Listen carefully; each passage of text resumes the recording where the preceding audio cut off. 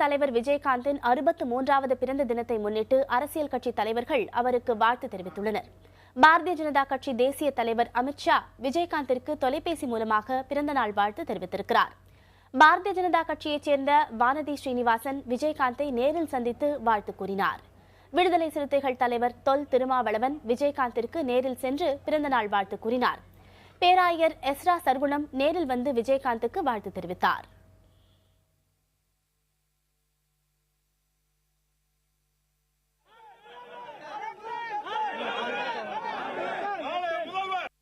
அரசியலை தாண்டி தமிழகத்தை பொறுத்தவரை